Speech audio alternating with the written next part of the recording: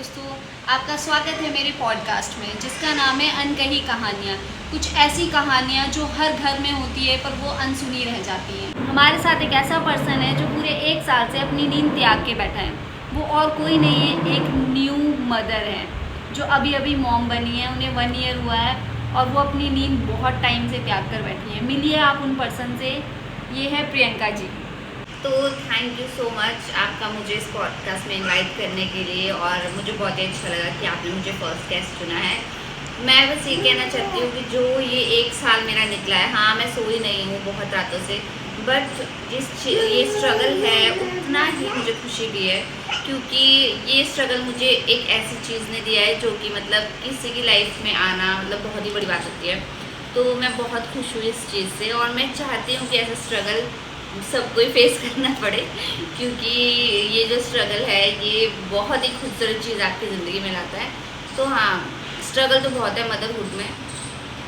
तो प्रियंका जी, आज हम आपका मदरहुड का जो स्ट्रगल है वो पूरी उसकी पोल खोलने वाले हैं। आपके साथ क्या क्या हुआ, कहाँ से शुरुआत हुई, कैसा फील करती हैं आप बेबी को लेके क्या फील करती हैं, किन चीज़ों से डरती हैं। तो तैयार है क्या आप इस चीज़ के लिए? जी हाँ, मैं बिल्कुल तैयार हूँ। एक बात बताइए, जब बेबी डिलीवरी के टाइम पे क्या एक्सपीरियंस था? जब बेबी होने वाला था क्या फील कर रही थी आप उस टाइम में, कैसा फील हो रहा था? मुझे तो 9th मंथ स्टार्ट होती है ऐसा हो गया था कि यार अब प्लीज़ मतलब बाहर आ जा, क्योंकि वो वेट जो बैक पे आपके वेट बढ़ता है और वो सब वो बिल्कुल बर्दाश्त से बाहर था। तो मुझे तो ये था, बट हाँ डिलीवरी का जब टाइम आया तो उस वक्त मुझे लगा, जब स्टार्टिंग में पेन होता है, थोड़ा थोड़ा पेन होता है, तो आपको लगता है यार ये तो नॉर्मल है, ठीक है, ये तो पीरियड्स पेन भी ऐसा ही होता है, हम तो ये सह ही लेंगे ऐसा। बट जब मेरे को एग्जैक्ट जो पेन होता है, जो लेबर पेन होता है वो आया, तो मतलब मुझे ऐसा लग रहा था कि यार मतलब कैसे औरतें ये सब बर्दाश्त करती है। उस वक्त बस आपको ये होता है कि बेबी बाहर आ जाए और आपका ये पेन भी ख़त्म हो जाए और बेबी भी हेल्दी हो। बट हाँ, जब बेबी आपका बाहर आता है मतलब वो फीलिंग बहुत ही अलग होती है। वो वही है, वो सिर्फ एक मदर एक्सपीरियंस कर सकती है, उसके अलावा वो फीलिंग कोई भी एक्सपीरियंस नहीं कर सकता। कोई फादर हो, कोई एक्सपीरियंस नहीं करता। सिर्फ मदर को वो फीलिंग पता लगती है कि वो क्या फीलिंग है। आपने एक बच्चे को जन्म दिया है, एक जीवन को आपने दिया है, एक पूरी बॉडी को आपने जन्म दिया है। वो आपकी बॉडी ने बहुत बड़ा काम किया होता है। मतलब मैं तो सब मदर्स को बहुत ही ज़्यादा उन पे प्राउड फील करती हूँ, क्योंकि ये काम करना कोई आसान चीज़ नहीं है। और जब मेरा बेबी बाहर आया, उसको मेरे हाथों में दिया, मेरे पेट के ऊपर जब सुलाया, मतलब वो फीलिंग मैं एक्सप्रेस ही नहीं कर सकती वर्ड्स में। वो फीलिंग बहुत ही अच्छी होती है। फिर आपको बस ऐसा लगता है, आप सब दर्द भूल जाते हो, आपका पेन ख़त्म हो जाता है, आपको याद ही नहीं होता कि आपको इतना पेन हो रहा था, क्या हो रहा था। बस आप उस बेबी की फेस देखते हो और आपको इतनी खुशी होती है कि यार मैंने इतने प्यारे बेबी को जन्म दिया है। तो आई थिंक ये एक्सपीरियंस तो हेवनली होता है, और ये एक्सपीरियंस सब लोग नहीं कर सकते हैं। तो इसलिए सबको अप्रिशिएट करना चाहिए, उनकी वाइफ को, उनके घर में जो भी लेडीज़ है सबको अप्रिशिएट करना चाहिए इस चीज़ के लिए। अब मैं आपसे एक ऐसा क्वेश्चन पूछने वाली हूँ जो शायद हर मदर से पूछती है और पूछना चाहती है। एक बात बताइए, जब बेबी सोता है तो बोला जाता है कि आप भी सो जाइए। ये कितना इफेक्टिव होता है, ये कितना हो पाता है, ये चीज़ क्या होता है इसमें? नहीं, ये तो बिल्कुल भी पॉसिबल नहीं है। सब लोग मुझे भी यही बोलते थे कि यार बच्चा सो गया है तो तू भी सो जा। मतलब आप कैसे सो जाओगे, क्योंकि आपको उस बेबी के लिए, आप बेबी जब छोटे होते हैं तो उनमें इन्फेक्शन भी होने का खतरा होता है। तो आपको क्लीनिंग भी उनके लिए क्लीनिंग करके रखनी पड़ती है। उनकी बॉटल्स होती हैं वो क्लीन करनी पड़ती है। बहुत सारी ऐसी चीज़ें होती है जो आपको तब करनी पड़ती है जब वो सोया होता है। आपको नहाना तब करना पड़ता है, आपको वॉशरूम तब जाना पड़ता है। मतलब आप बेबी, हाँ सब कुछ, सारे घर के जितने भी काम है आपको तभी निपटाने होते हैं जब बेबी सो रहा होता है। तो आप कैसे सो जाओगे बेबी के साथ? तो आई डोंट थिंक सो कि ऐसा कोई भी मदर कर पाती है। और ये भी एक फैक्ट है कि जब बेबी सोता है, आप काम करते हो, और जैसे ही आप बिस्तर पे जाते हो सोने के लिए, आपको लगता है कि यार अब मैं भी थोड़ा रेस्ट करती हूँ, उसी वक्त आपका बेबी उठ जाता है। भाई मेरे बेबी के साथ तो ऐसा ही था, और ये कितने लोगों के बेबीज़ के साथ होता है ये आप बताना इनके कमेंट सेक्शन में। बट मेरे साथ तो यही एक्सपीरियंस रहा है। अच्छा, एक बात बताइए, जब रात को बच्चा 3 बजे या 3 बजे उठता है, कई बार बच्चे 2 बजे, टाइम तो होगा कुछ इसका उठने का, तो जब ये उठता है तो आप उठती हैं या जीजू उठते हैं? जीजू कुंभकर्ण की तरह सोए रहते हैं, आप ही को उठना पड़ता है, आपको ही देखना पड़ता है बच्चे को, क्या होता है उस वक्त? बच्चा तो जब छोटा होता है तो वो 4-5 बार भी उठता है। और मदर के अंदर एक ऐसी इंस्टिंक्ट होती है, या फिर बोलो कि चमत्कारी होता है ये चीज़, कि आपका बच्चा हिलता भी है तो आपको नींद नहीं आती, आपको पता लग जाता है कि आपका बच्चा उठ गया है। अगर वो जहाँ भी रोए उठ के तो भी आपको पता होता है कि आपका बच्चा उठा है। वो एक मदर ही होता है जिसके अंदर वो फीलिंग होती है कि उसने क्योंकि बच्चे को अपने अंदर से निकाला है, तो आई थिंक कुछ होता होगा जिसकी वजह से एक मदर ही है जो हर बार बच्चे के रोने पे उठती है, उसे दूध पिलाती है, उसकी नापी बदलती है। तो आई थिंक हाँ, मेरे हस्बैंड मुझे काफ़ी हेल्प करते हैं। अगर मैं उनको कुछ भी बोलूँ कि ये दे दो, मतलब डायपर चेंज करते हुए कभी आपके साथ ऐसा हुआ है कि डायपर आप चेंज करें, एकदम से फुहारा आपके मुंह पे पड़ा हो, जैसे मूवीज़ में देखते हैं, ऐसा कभी होता है, रियल में होता है ऐसा कभी कुछ? हाँ, ये तो कॉमन सी बात है। तो होता ही है। हाँ, बिल्कुल होता है, बिकॉज बेबीज छोटे तो उन्हें नहीं पता यार कहाँ क्या करना है क्या नहीं करना। तो कई बार हम डायपर देखने ही लगते हैं तो भी बच्चा कभी सुसु पास कर देता है, कभी वो पू कर देता है। तो हमें मतलब वो तो एक्सपीरियंस हर मदर को ही हुआ होगा, क्योंकि कई बार क्या होता है हम चेक कर रहे होते हैं और चेक करते करते हमें पता नहीं लगता, तो भी वो हमारे हाथ में लग जाता है, कभी कुछ होता है, मतलब वो चीज़ें होती रहती है सबके साथ। और जैसे बोलते हैं जैसे मदर खाना खा रही होती है, हाँ, उसी टाइम बच्चे मेरे करते हैं, ऐसा बच्चे कुछ का है? तो ये ही सीन था कि वो जब भी मैं खाना खाने बैठूंगी उसे या तो पॉटी आ जाएगी या तो उसे सुसु आ जाएगी। तो मतलब वही है कि मुझे खाना खाते, और मेरा खाना मैं कभी गर्म खाना नहीं खा पाई हूँ उसके होने के बाद।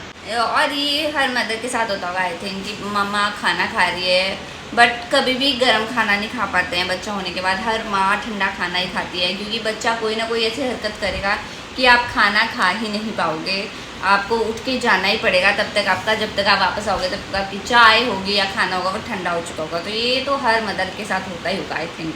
एक बात पूछना चाहूँगी आपसे, जैसे अभी बेबी छोटा है आपका, 1 ईयर का ही हुआ है, तो बीमार भी होता होगा, टीथ दांत भी निकाले होंगे उसने, तो किस तरह से आपने वो चीज़ें हैंडल करी? क्या करना चाहिए उस टाइम जो बच्चों के लिए थोड़ा इजी हो जाए दांत निकालने, या क्या देना चाहिए ऐसा कि ठीक रहे, बच्चे ज़्यादा प्रॉब्लम ना क्रिएट हो, या बच्चे कितना तंग करते हैं, उस चीज़ के बारे में कुछ बताइए। पहले तो ये बात होती है कि छोटे बच्चे भी हर अपनी मदर का एक्शन समझते हैं। तो अगर हम उनके सामने डरते हैं या हम उनके सामने ओवर रिएक्ट करते हैं तो वो उस चीज़ को वैसे ही लेते हैं। क्योंकि अगर वो बीमार है तो हम उनके सामने ज़्यादा, मतलब हमें पॉजिटिव रहना पड़ता है। हर सिचुएशन में पॉजिटिव रहना एक मदर का बहुत ही ज़्यादा ज़रूरी है। क्योंकि अगर एक मदर ही नेगेटिव पड़ जाएगी और बुरी यार नहीं, मतलब वो उस चीज़ को बिल्कुल ऐसे कर देगी कि ये तो हैंडल ही नहीं हो सकता, तो वो हैंडल हो भी नहीं सकता। इसलिए हमको पॉजिटिव रहना चाहिए। और जब मेरे बच्चे के दांत निकल रहे थे तो उसको वो एक्सपीरियंस मैं भूल नहीं सकती हूँ, बिकॉज़ उस वक्त क्या था कि मेरा बच्चा रो रहा था और मैं उसके साथ साथ रो रही थी। मतलब वो, मैं कभी रोती नहीं आसानी से, बट जब मेरा बेबी रो रहा था तो मुझे भी उसको देख के रोना आ रहा था, क्योंकि वो पेन में था। और आई थिंक वो चीज़ें मैंने अपने आप सीखी हैं, डॉक्टर्स ने कुछ सिखाया, कुछ मदर्स ने सिखाया, कुछ मतलब इधर उधर से सब लोगों ने बहुत सारा जो नॉलेज दिया उससे सीखा है। तो आई थिंक जब बच्चे के दांत निकलते तो पहली बात तो ये है कि कैलकेरिया देना बच्चे को बहुत ज़रूरी है। जो लोग बोलते हैं नहीं है ज़रूरी, आई डोंट थिंक तो वो सही बोलते हैं। उस वक्त बेबी को मसाज करना बहुत ज़रूरी होता है, उसके मसूड़ों को मसाज करना बहुत ज़रूरी होता है। मुझे तो ये भी पता नहीं लगता था कि भाई दांत आने वाले हैं, कैसे दांत आएंगे, कैसे पता लगेगा। तो मेरी मदर ने मुझे बताया कि उसके जब मसूड़े इसमें स्वेलिंग आ जाएगी तो मतलब कि उसकी वो हो रहा है, उसको पेन भी हो रहा होगा उस वक्त। तो इस चीज़ों से मुझे पता लगा और हाँ, मैंने उसकी मसाज करी और फिर धीरे धीरे उसको जब पता लगने लगा कि हाँ ये पेन होगा तो आई थिंक उसने भी हैंडल करना सीख लिया। लेकिन स्टार्टिंग में बहुत ही ज़्यादा प्रॉब्लम होती है, हर चीज़ में स्टार्टिंग में बहुत प्रॉब्लम होती है। अदर बच्चा भी साथ साथ में गेन कर लेता है हर चीज़ को, उसको भी पता लग जाता है कि हाँ मुझे थोड़ा बहुत पेन होगा या जो भी है। बट मेरे बेबी ने मुझे ज़्यादा परेशान नहीं किया। तो मैं यही बोलूँगी कि सब बेबीज़ हेल्दी रहें, भगवान सबको हेल्दी रखे बस। जैसे कहा जाता है कि मदरहुड है, मतलब मदरहुड किस लिए कहा जाता है, क्योंकि मदर ही स्पेशली सारे काम, मतलब सारे सब कुछ मदर ही करती है। पर क्या ऐसा है कि फादर का भी कोई रोल होता है, फादर कोई हेल्प करते हैं, या बस एक बैकग्राउंड डांसर की तरह बस पीछे खड़े होकर देखते रहते हैं, या सुपर हीरो की तरह आपका सपोर्ट करते हैं? क्या किया जीजू ने उस टाइम? देखिए, फादर्स का तो बहुत ही बड़ा रोल होता है, बिकॉज उनके बिना तो ये जर्नी कभी कंप्लीट नहीं होती है, ना ही कभी खुशी से कंप्लीट हो सकती है। बिकॉज एक लेडी जब भी माँ बनती है तो उसको सबसे पहले सबसे ज़्यादा ज़रूरत होती है वो अपने हस्बैंड के साथ की होती है, हस्बैंड के सपोर्ट की होती है। बाकी कोई सपोर्ट करे ना करे, हस्बैंड को तो सपोर्ट करना ही चाहिए उस टाइम अपनी वाइफ को, क्योंकि वो उसी के लिए उस ज़िंदगी, एक और ज़िंदगी को लाती है अपनी ज़िंदगी में। तो आई थिंक वही सबसे बड़ा रोल होता है, जो होता है वो फादर्स का होता है। मतलब अगर फादर आपको पॉजिटिव हाँ, रखे, positive। तो आप बच्चे को अच्छे से संभाल सकती हैं। फादर्स होते हैं, उनका बहुत ही बड़ा रोल होता है। और मदर्स कोई सुपर हीरोज़ तो होती नहीं है। हाँ, होती सुपर हीरोज़ है, बट ऐसा नहीं है कि मतलब वो हर 24 घंटे काम कर सकती है या हर चीज़ ही कर सकती है। उनकी बॉडी भी कभी ना कभी तो थकती होगी, तो उस टाइम पे हस्बैंड को साथ देना चाहिए अपनी वाइफ का। और मेंटली सपोर्ट करना बहुत ही ज़्यादा ज़रूरी है इस टाइम पे मदर्स को। और अपने बेबी के साथ टाइम स्पेंड करना एक फ़ादर का फ़र्ज़ है, उसको अपने बच्चों के साथ टाइम स्पेंड करना चाहिए। इसी से बच्चों की भी ग्रोथ अच्छी होती है। और मेरे हस्बैंड ने तो मुझे काफ़ी सपोर्ट किया। उन्होंने तो मतलब मैं कुछ काम नहीं कर पाती थी तो वो मेरे बदले वो काम कर दिया करते थे। उन्होंने बच्चे को संभालने में भी काफ़ी मुझे हेल्प करी है। तो हाँ, इसी वजह से मदरहुड जो जर्नी होती है हमारी वो स्मूथ हो जाती है अगर हमारा हस्बैंड अच्छा हो तो। और कई तो ऐसी बेचारी लेडीज़ होती है जिनको सपोर्ट नहीं मिलता, तो वो फिर भी करती हैं। मदर्स को तो करना ही पड़ता है हर हाल में अपने बच्चे के लिए, तो यही होता है। हम कुछ रैपिड फायर राउंड खेलने वाले हैं, तो आपने फटाफट जवाब देना है, ज़्यादा सोचना नहीं है, आपने फटाक से आपने आंसर करना है, ठीक है। आप ये सबसे पहला क्वेश्चन, बेबी के पॉटी करने का सबसे फेवरेट टाइम कौन सा है? मेरे बेबी का तो मॉर्निंग में, अर्ली मॉर्निंग उसका फेवरेट टाइम। खिलौनों के भरी बास्केट से बच्चे का सबसे पसंदीदा खिलौना कौन सा है? मेरे बच्चे का सबसे पसंदीदा खिलौना है चप्पल। हाँ, बेसिकली वैसे बच्चे खिलौनों से तो खेलते नहीं है। चप्पल, प्लेट, चम्मच, हाँ, खिलौने चाहे जितने मर्जी रख लो उनके आगे। एक साल में तुमने सबसे अजीब गाना कौन सा गुनगुनाया होगा? आई थिंक एक मोटा हाथी वो घूमने चला। और बच्चा होने के बाद आपने अपने कितने सीरियल और अपने कितने मूवीज देखी होंगी?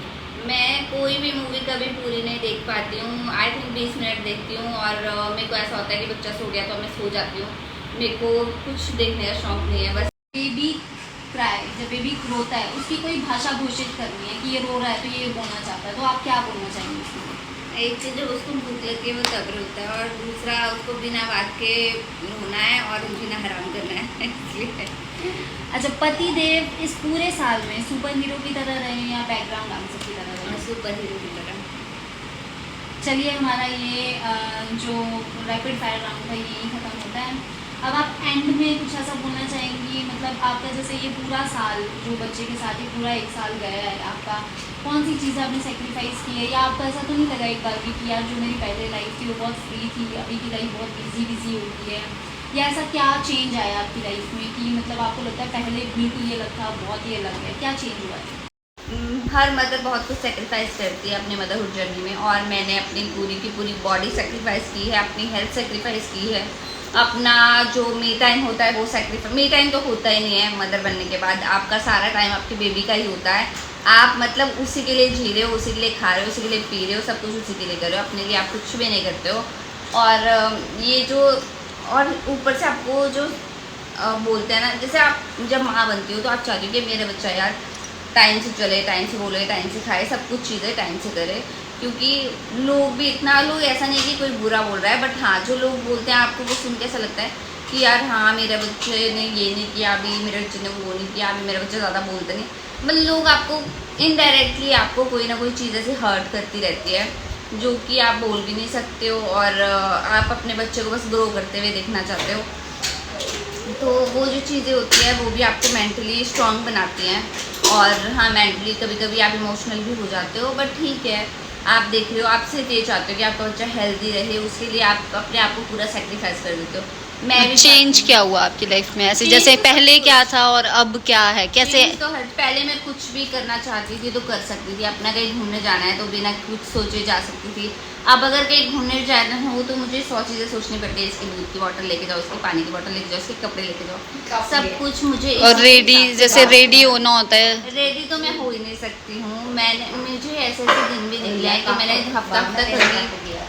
हफ्ता मैंने अपने बाल नहीं बनाए हैं। मैं मेकअप करना तो भूल ही चुकी हूँ, मैं बिल्कुल मेकअप नहीं करती हूँ क्योंकि टाइम ही नहीं होता। ऐसा नहीं कि मुझे पसंद नहीं है, बट टाइम ही नहीं होता है। और बाल देखो ना, मैंने अपने बाल छोटे करवा लिए बिकॉज मेरे बाल लंबे थे और वो मुझसे हैंडल ही नहीं हो पा रहे थे बच्चे के साथ, क्योंकि मुझसे कंघी भी नहीं हो पा रही थी, तो इसलिए मैंने अपने बाल भी छोटे करवा लिए।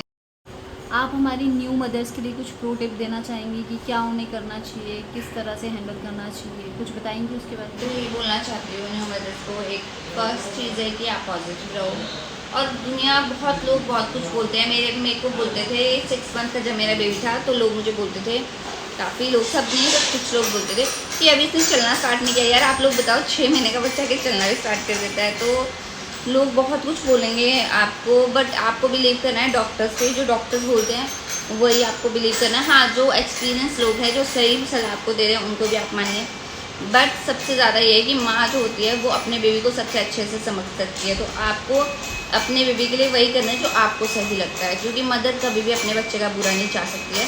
तो आपको अपने बच्चे के लिए सिर्फ अपने जो आपकी थॉट्स बोलते हैं कि हाँ ये सही है और ये गलत है, वो आपको करना है। लोग बहुत कुछ बोलते हैं, दुनिया बहुत कुछ बोलती है, ये खिला दो, ये कर दो, वो कर दो, नहीं, आपको जो सही लगता है आपको वो करना है, ताकि कल को आपको कोई गिल्ट ना रहे। क्योंकि मदरहुड का जो गिल्ट होता है ना, वो सबसे बड़ा गिल्ट होता है। उसके अलावा इस दुनिया में कोई ऐसा गिल्ट नहीं होगा। मदरहुड में जो गिल्ट आपको आता है वो सबसे बड़ा होता है। तो इसीलिए वो गिल्ट आपको ना हो, उसके लिए आपको अपना डिसीजन अपने आप लेने हैं अपने बच्चे के लिए। Thank you. तो ये था हमारा पॉडकास्ट जो हमने अभी किया है एक मदर के साथ।